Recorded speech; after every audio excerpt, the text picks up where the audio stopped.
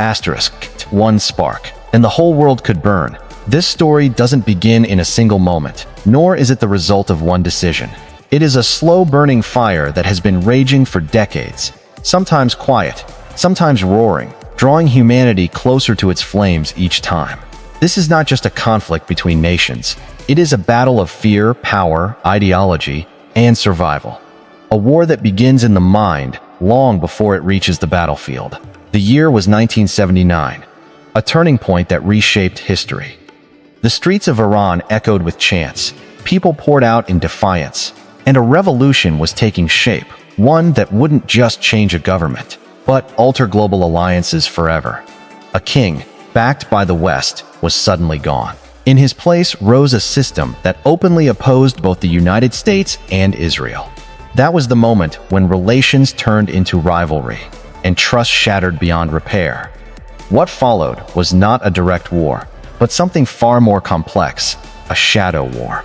This was a game played behind the scenes, where bullets mattered less than strategy. Iran began supporting groups opposed to Israel, while Israel chose covert operations over open confrontation. Cyber attacks, secret missions, and silent strikes became the weapons of choice. Actions rarely seen, but deeply felt. The world wasn't blind to these events. The real problem was understanding them. Every nation told its own version of the story, each defending its position, while the truth faded somewhere in between. The United States imposed heavy economic sanctions on Iran, measures that didn't just pressure the government, but deeply affected ordinary people. Prices soared, jobs vanished, and everyday citizens found themselves trapped in a conflict they never chose.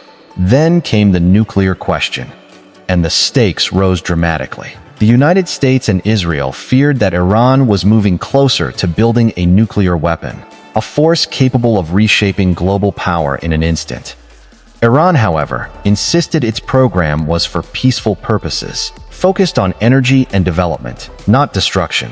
At that point, the issue was no longer just about truth. It was about trust. And trust had already collapsed. When trust disappears, every action looks suspicious. A scientific advancement can seem like a threat, and a defensive move can feel like an attack. Around the same time, a new kind of warfare emerged: cyber warfare.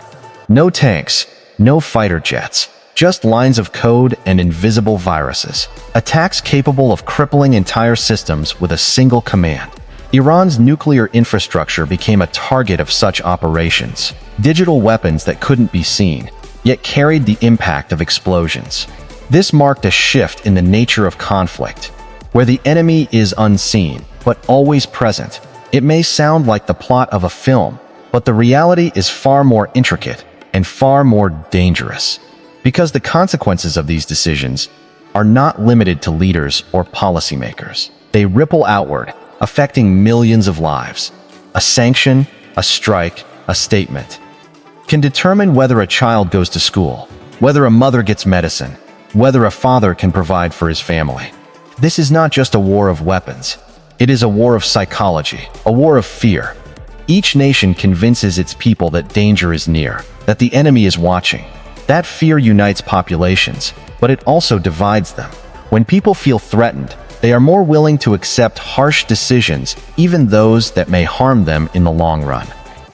But the deeper question remains: was all of this inevitable? Did it have to unfold this way?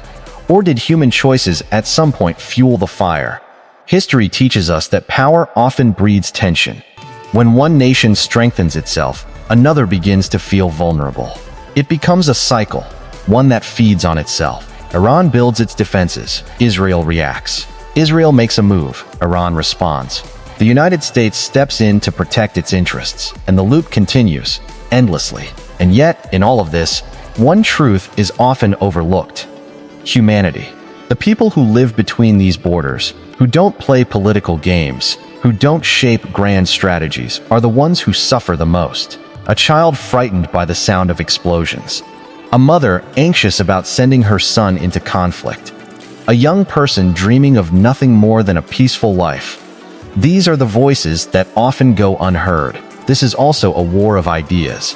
One side believes it stands for what is right. while the other holds firmly to its own truth. Both may see themselves as justified, but when two truths collide, the result is often destruction. And then comes the moment everyone fears, the mistake. A small miscalculation, a wrong assumption, a single flawed decision, and everything can change. There have been times in history when the world stood on the brink of disaster, saved only by a last-second step back. But will that always happen? Will there always be someone to pull things back in time? That uncertainty is what makes this story so dangerous. This is not just about the past or the present. It is also about the future. A future filled with unpredictability, where each day carries the potential for escalation. And yet, within that uncertainty lies a fragile hope that humanity might learn, that wisdom might prevail over power, that peace might be chosen over conflict. But that hope can only become real if we stop seeing this as just a political struggle and start recognizing it as a human one. Every decision, every move, every act of war ultimately impacts human lives. This story is not over. It is being written every day, in decisions made behind closed doors, in public statements, and in the silent thoughts of ordinary people, wondering what tomorrow will bring. And perhaps that is the most powerful truth of all. The ending of this story is still in our hands, and one wrong move could change it forever.